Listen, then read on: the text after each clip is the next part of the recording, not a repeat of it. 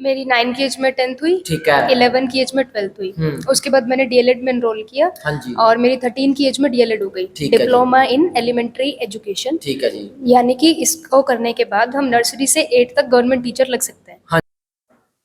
Swag media देखने वाले सारे दर्शकों ने आज गिल कुराड़ी की राम राम। आज वाली वीडियो देखा था मैं यूं कहोगे आज तो झूठ बोलने लग गया, लेकिन झूठ को एक सच्ची घटना पर आधारित है।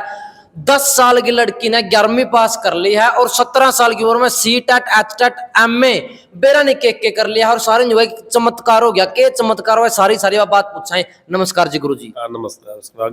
हाँ जी राम राम जी। नमस्कार जी। हाँ जी। अच्छा आपका शुभ नाम बताओ गुरु जी सबसे पहला। मेरा नाम मनोज कुमार है। हाँ जी।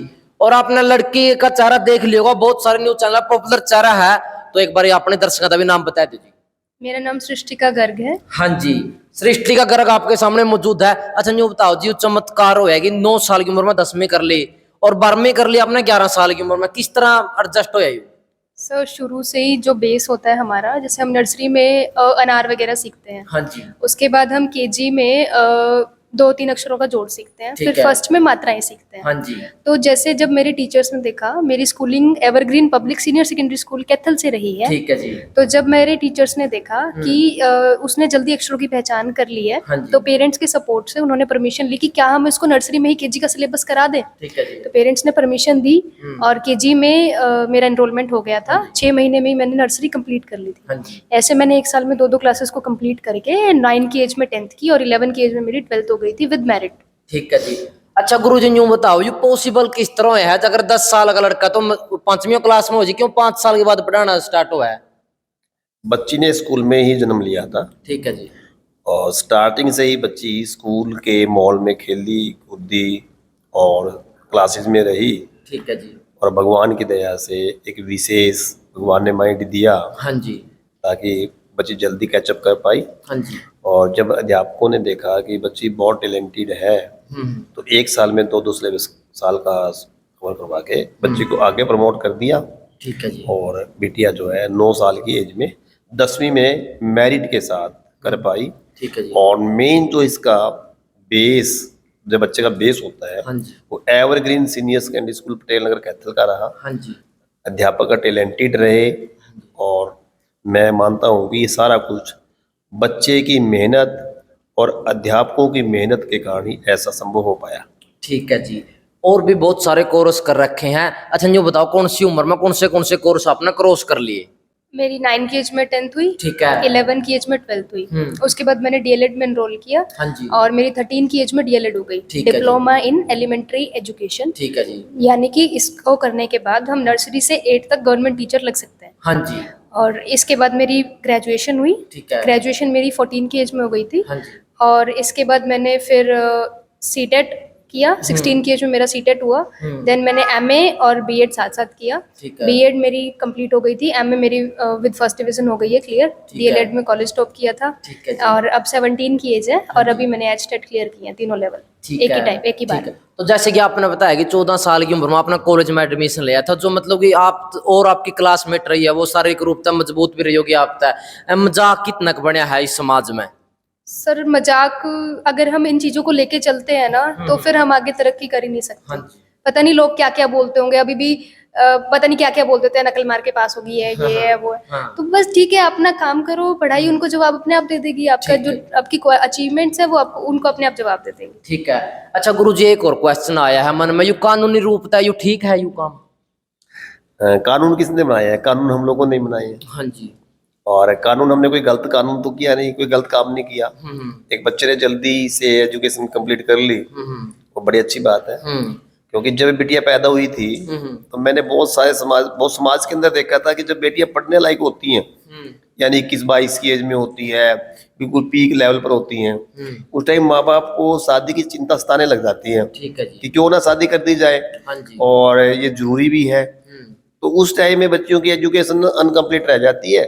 और अनकम्प्लीट रहने पर बच्चे जो हैं मैरिड लाइफ में चले जाते हैं और उसी में उलझ कर रह जाते हैं। उसके बाद वो प्रोग्रेस नहीं कर पाते।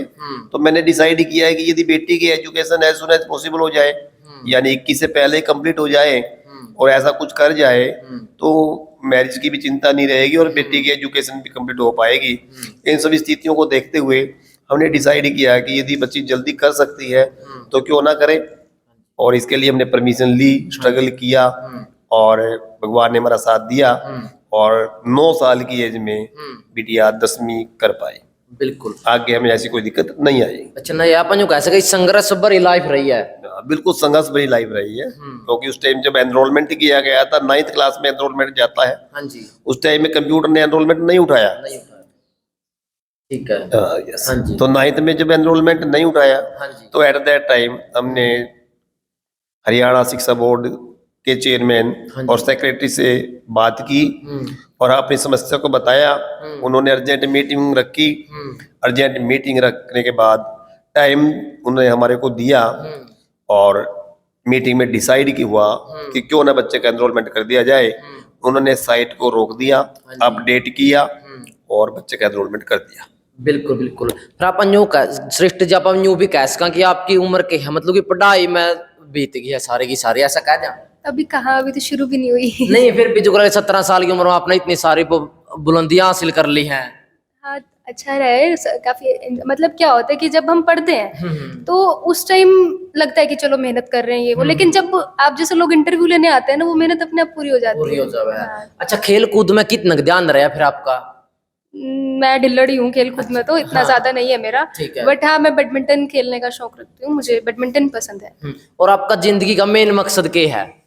अपने पापा को आईएएस का पापा बनाना है। हाँ बिल्कुल। सपना देखा था बाप ने, लेकिन बेटी उस सपना ने पूरा करेगी। हाँ बिल्कुल, यही उम्मीद है। अच्छा जी। यस, मैं कुछ घरेलू परिस्थितियों के कारण आईएएस नहीं बन पाया था। हाँ जी। और मैंने सिर्फ एक मन के अंदर विश्वास यही रखा कि मैं तो आईएएस नहीं बन सका, हाँ कि मैं आईएएस का बाप जरूर बनूंगा। हाँ हाँ। और उम्मीद करता हूँ कि मेरी बेटी मेरे सपनों को पूरा करेगी। नहीं, वो तो आपकी बात ठीक है। देखो जो वायरल है और पढ़ी लिखी भी है और नॉलेज भी है, कदे कल एमपी भी बनी दिखा हमने एकदम दा। बस ये समय की बातें हैं। अच्छा जी। इसमें कुछ नहीं कहा जा सकता। जो इसके भाग्य में होगा, भगवान का जो भी ऊपर से आदेश होंगे उसी ने करना है, ना मैं कर सकता ना बिटिया कुछ कर सकता। बिल्कुल। तो देखा जी, जो आपकी एज है, इस एज में तो छोरी मतलब कि इंस्टाग्राम चलावा है, आपने पता है कि चल रहा है समाज में, फेसबुक चलावा है, माँ बाप की कदर नहीं करती, उनका अलग किस तरह करे फिर आपने? सोशल मीडिया पे अभी अकाउंट मैंने 1 महीना पहले ही बनाया है, जस्ट कि थोड़ा सा एक अड्डा हो जहाँ पे मेरे सारे इंटरव्यूज वगैरह डल सके। एजुकेशनल ही है सारा, और कंट्रोल तो सर अपने हाथ में होता है कि आप देखो ना आपको आगे क्या करना है लाइफ में। अगर कोई टारगेट है तो ऑब्वियसली अपने आप डिसअटैचमेंट हो जाती है सोशल मीडिया से। अच्छा जुगल, भी आप कितने घंटे पढ़ो हो? सर पढ़ाई का ये रहता है कि मैंने as a vice principal Evergreen public senior secondary School में ज्वाइन किया हुआ है। आफ्टर दैट छुट्टी के बाद हमारा लंच वगैरह हो जाता है, 1-2 काम स्कूल के होते हैं, फिर प्लानिंग होती है कल स्कूल में क्या करना है। ठीक है। तो उसके बाद फिर डिनर वगैरह करके जब घर वाले सो जाते हैं तो फिर डिपेंड करता है कि आज कितना टॉपिक कंप्लीट करना है। अगर कोई टॉपिक बड़ा है तो शायद 4-5 घंटे लग जाए, छोटा है क्या पता 1 घंटे में सब हो जाए। तो घंटे नहीं बांटे हुए हैं, टॉपिक बांटे हुए हैं कि आज ये टॉपिक कंप्लीट करना है। बिल्कुल। आप न्यू भी कह दो कि आपके बाप का आपको ऊपर ले 100% से भी ज्यादा असर रहा है पढ़ाई लिखाई में। हाँ जी, हाँ जी। मेरे फादर एमफिल इन फिजिक्स हैं। हाँ जी। और वो अपने ब्लॉक में एमफिल करने वाले, मास्टर डिग्री करने वाले पहले इंसान थे। तो उनको शुरू से था कि कुछ यूनिक करना है। तो देखा जी, जो आप मास्टर थे, सारी बात बताई है, पैसा भी होगा, खूब होगा, कहीं ना कहीं बच्चे के हैं उड़ना परना बाजन लग जा, कोई गुंडा बन जा, बहुत सारे देखा पुलिस वाला का छोरा भी पटड़ी पर नहीं चलता। आपने के अलग तक के कराया है? सबसे बड़ी बात है कि मेरी बेटी मोबाइल का इस्तेमाल नहीं करती। अच्छा। और जब भी वो मोबाइल का इस्तेमाल करती हैं तो साथ में मैं या उसकी मम्मी होती हैं। और बच्चे के ऊपर माँ बाप का कंट्रोल रखना बहुत जरूरी है। ठीक है जी। समय समय पर बच्चे को डांट या बहुत सारी चीजें सिखाई जाती हैं। जब भी मेरी बिटिया कोई काम करती है मैं पीछे बैठकर देखता हूँ कि जब भी कोई डीलिंग होती है आराम से साथ में बैठ के देखता हूँ कि किस तरह से वो कैसे वर्क कर रही है, कैसे डीलिंग कर रही है। जो कुछ खामियां होती हैं बाद में उनके बारे में बिटिया को बताया जाता है कि इस तरह की खामियां नहीं आनी चाहिए। और इससे चीजों से बेटी का भी प्रोग्रेस कर रही है। वो हर काम बैंक के कर सकती है एज ए वाइस प्रिंसिपल 17 साल की एज में। वास्तव में ये भी रिकॉर्ड है, ये भी विश्व रिकॉर्ड है कि 17 साल का बच्चा फुल क्वालिफाइड, फुल क्वालिफिकेशन के साथ वाइस प्रिंसिपल के पद पर नियुक्त है। और वो स्कूल को अच्छी तरह से हैंडल कर रहे हैं, पेरेंट्स को अच्छी तरह से डील करते हैं, बच्चों को बड़े प्यार से पढ़ाते हैं। ये चीज़ें मैं साथ साथ चेक करता हूँ, उनके पास बैठता हूँ, देखता हूँ, कार्य प्रणाली के ऊपर पूरा ध्यान रखता हूँ और जहाँ पर भी कमियां मुझे महसूस होती है उसके बारे में उनको बताया जाता है। अच्छा एक बात और बताओ जी, अगर आप मैच्योरिटी लेवल की बात करा, मैच्योरिटी लेवल इसके एज का हिसाब है 17 साल का या फिर डिग्रियां का हिसाब तो रहा है? नहीं, एट प्रेजेंट डिग्री के हिसाब से नहीं है, ना एज के हिसाब से ना डिग्रियों के हिसाब से है। हाँ। मेरी बेटी फुल मैच्योर है। अच्छा जी। और मैं उम्मीद करता हूँ कि जितनी नॉलेज मेरे को है लगभग उतनी नॉलेज मेरी बेटी अटेन कर पाई है। यानी मेरी एज नियर टू 47 है और 47 के करीब जितनी मेरे अंदर मैच्योरिटी है सेम मैच्योरिटी मैं उम्मीद कर रहा हूँ कि मेरी बेटी के अंदर भी आ गई है। ठीक है बात। तो जिस तरह 17 साल की उम्र में आप प्रिंसिपल वॉइस प्रिंसिपल आप बन गए हो, संभाल ले हो जो कर ले बालक आपता मैं जो आप कहान की हमें आपता नमस्ते जी कंधे हो गए। हाँ, मेरे को टाइटल नेम मिला हुआ है दीदी। अच्छा तो टीचर्स भी दीदी बोलते हैं अच्छा और स्टूडेंट्स भी दीदी बोलते हैं। अच्छा। तो जिसको हम दीदी बोलते हैं ना, हाँ, हाँ। उसकी हम फिर मन में ही इज्जत आ जाती है उसको हाँ, लेके हाँ, ना। बिल्कुल बिल्कुल जिसको आपने एक बार हमने दीदी, मैं खुद भी अगर किसी को दीदी बोलूँ तो उसकी बहुत इज्जत करते हैं। इज्जत होता है। ठीक है बात तो है। मुझे कोई दिक्कत नहीं आती है। अच्छा एक बात और बताओ, जो आपका कहीं ना कहीं मन में थोड़ा बहुत पछतावा भी है कि मैं तो पहला किताबा बोझ का तड़ा था अवधि शारीरिक मेरा रूप था इतना विकास नहीं हो पाया ऐसा कुछ? नहीं, ठीक है, 17 के हिसाब से मेरी हाँ, हाइट ठीक वेट है। सब ठीक है। हाँ। और मतलब ठीक है, कभी कभी होता है फील कि चलो एक नॉर्मल लाइफ हम भी जीते। फिर जब इंटरव्यूज देख लेते हैं ना, अपने आप मोटिवेशन आ जाती है। मोटिवेशन अच्छा है। नहीं देखो इस उम्र में तो के आप देखा पहला तो आपका टाइम में तो टायर भी चलाया करती थी, छोरी साइकिल चलाया करती, वो बचपन आपने इनका छीनया है। मैं ऑन कैमरा लग रहा हूँ कहने। ऐसी बात नहीं है। और क्या जी? नहीं नहीं, बेटी के साथ मैं पूरा एंजॉयमेंट करता हूँ। अच्छा जी। और हर तरह का मैं खेल या अदर चीजें ऐसी मुझे नहीं लगा कि मैंने बेटी का जीवन बचपन छीना है। हाँ। समय पर जितना भी मैं कर सका मैंने अपनी तरफ से पूरा किया है। अच्छा गुरु जी एक और बात बताओ, आपका टाइम में जो आप गोलियां खेले करते कितना जीत के लिया करते? मैं ज्यादा कंचे नहीं खेला। अच्छा जी। मेरा था कुश्ती करना। ठीक है जी। मैं खूब कुश्ती किया करता था और कुश्ती का मेरा शौक भी था। या क्रिकेट में मेरा ध्यान था, मैं क्रिकेट खूब खेला और मैं बच्चों के साथ आज भी क्रिकेट खेलता हूँ, स्कूल के बच्चे के साथ भी क्रिकेट खेलता हूँ। ठीक है। और जहाँ से मैं निकलता हूँ और बच्चे क्रिकेट खेल रहे हूँ मैं आज भी अपने आप को नहीं रोक पाता। ठीक है। मैं वहां पर जाकर जरूर खेलता हूँ। ठीक है। इसलिए मुझे नहीं लगा कि मैंने बिटिया का बचपन छीना है। जितना का शहर के अंदर पॉसिबिलिटी बनती थी आसपास हो सकता था उतना मैंने किया है। उतना आपने किया है। तो अपना बहुत सारे दर्शक देखने लग रहे हैं, आज का यूथ क्या भटक गया है, के संदेश दोगे आप? अपने पेरेंट्स को देखो, अपने गोल्स को देखो, क्योंकि अगर हम काम कर रहे हैं और वो किसी रीजन से हम उसमें सक्सेस नहीं होते हैं तो ना तो कोई ये देखेगा कि तुम कितना पढ़ सकते थे, तुम्हारे पास कितने सोर्सेज थे, तुम्हारे पास कितना टाइम था, कोई कुछ नहीं देखता है। If you are fail then you are fail, FAIL। ठीक है बात। उसको कोई ये नहीं कह सकता है कि चलो ठीक है भाई उसके घर की सिचुएशन अच्छी नहीं थी। फेल है, रीजन कुछ मर्जी हो, कोई किसी को मैटर नहीं करता है। तो अगर आपको क्लियर करना है तो आप अगर आपके मन में है कि मैं ये चीज कर सकता हूँ, पहली फर्स्ट थिंग तो अपने पाथ को फॉलो करो जो आपके मन में है कि मेरे को इस फील्ड में जाना है, उस फील्ड का काम कीजिए। ठीक है तो जब आप अपने मन की चीज करते हैं ना तो कोई चीज रोकती नहीं है। और दूसरी बात ये है कि आप ये देखिए कि अगर मैं ये चीज नहीं करता हूँ ना तो मेरी फैमिली पे क्या असर पड़ेगा, मेरे पे क्या असर पड़ेगा, मेरे करियर कहाँ जाएगा। अगर हम ये सब सोचते हैं तो आगे दिक्कत आती ही नहीं है, अपने आप सब चीजों पे कंट्रोल आ जाता है, सब कुछ हो जाता है। बिल्कुल बिल्कुल। और गुरुजी आप जो कर पढ़े हुए भी हो, कड्डे हुए भी हो, आपने यूं नहीं लगता कि आपकी बेटी ने बना बनाया मिल गया सारा सौदा? नहीं, बच्ची ने एजुकेशन के मामले में तो काफी अच्छी मेहनत की है। नो डाउट स्कूल के मैटर में मैं कह सकता हूँ कि बिटिया को काफी चीजें मैंने बढ़ाकर दे दी, पर एजुकेशन में मैंने सपोर्ट की है, मेहनत तो बिटिया ने की है। ठीक है बात। और एवरग्रीन स्कूल में हम इस टाइम बैठे हैं, इसका पूरा एड्रेस और बताओ जी एक बार। Evergreen public senior secondary school, हाँ जी, behind ITI, Patel Nagar, Jind road, Kaithal. अच्छा गुरु जी खास बात बताओ, एक तो आपकी बेटी खास होगी जो स्कूल में एवरग्रीन मोर के है। सबसे पहले मेरे स्कूल से 12 साल के बच्चे ने मैट्रिक में मेरिट प्राप्त की थी। वहीं से शिक्षा लेकर मैंने बिटिया को 9 साल के अंदर 10वीं हम करवा पाए।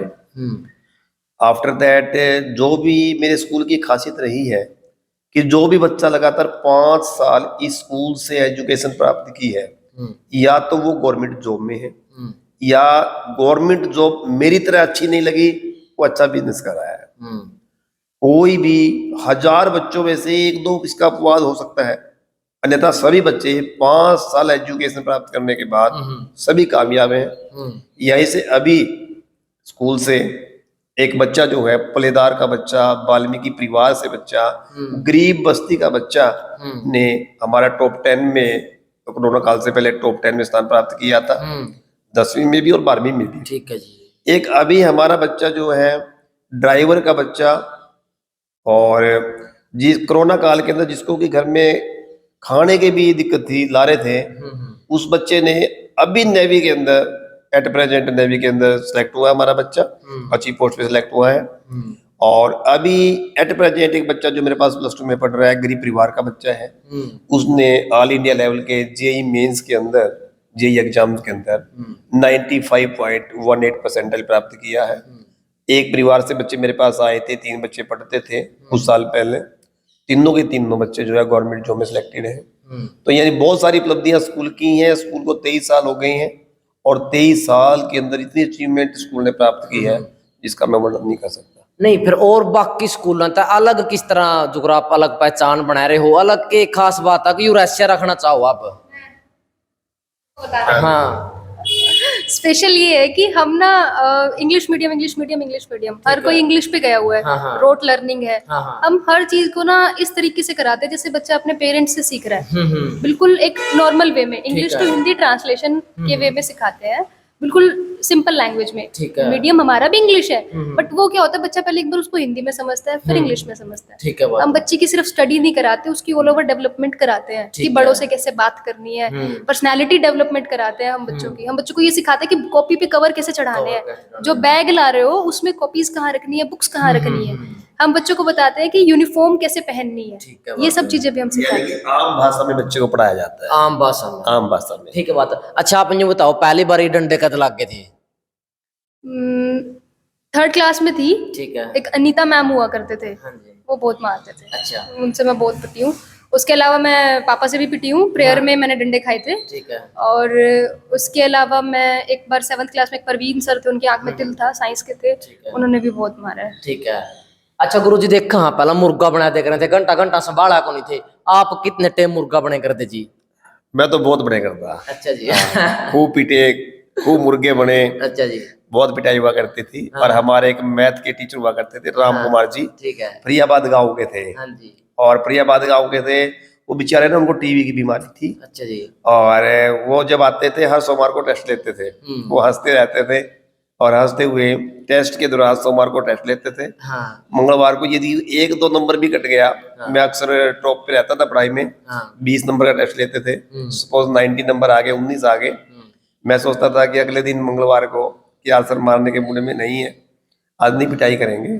तो जब मेरा नंबर आता था तो वो जो टेस्ट देते थे 19 नंबर, वो नोट करते थे कि नंबर मीटर नहीं लिखा इन्होंने, आंसर था 6 मीटर, इन्होंने 6 तो लिख दिया, मीटर नहीं लिखा। हाँ। उसमें क्या था कि वो मुर्गा बना के ने और खब्बे कुल्ले के ऊपर वो याद करवाते थे, 4 डंडे लगते थे एक नंबर के कटने से, कहते मीटर मीटर मीटर। यदि रुपए नहीं लिखा तो कहते थे रुपए रुपए रुपए। हाँ, तो वो ना याद अच्छी तरह करवाते थे कि आपकी ये कमी है।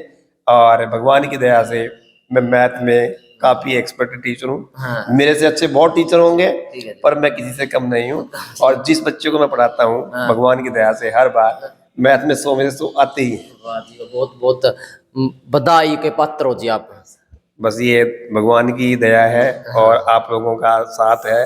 और आप जैसे प्यारे प्यारे बच्चे जब हमारे को मिलने के लिए आते हैं तो ये हमारा सौभाग्य है। ठीक है। अच्छा, आप गाने कौन से सुने करो हो? गाने सिद्धू मूसेवाला। सिद्धू मूसेवाला। अच्छा। नहीं, मतलब थोड़ा सा डिपेंड करता है मूड कैसा हाँ, है। हाँ, मूड इंग्लिश कैसा भी सुन लेते हैं, पंजाबी भी सुन लेते हैं, बट ज्यादा पंजाबी में रहता है। ठीक है। आप लड़की हरियाणा की हो, लेकिन हरियाणवी गाने गाट सुनो हो? हाँ, थोड़े कम, जो बिल्कुल ज्यादा फेमस होते हैं वो, ठीक है, वरना ठीक है। करण औजला के ज्यादा। तो आपने कीमती टाइम दिया, बहुत बहुत धन्यवाद। Thank you. धन्यवाद जी गुरु जी आपका। बहुत बहुत धन्यवाद, आपका भी बहुत बहुत धन्यवाद। ठीक है जी भाई, कमेंट में अपनी राय दे दियो। जय जवान जय किसान।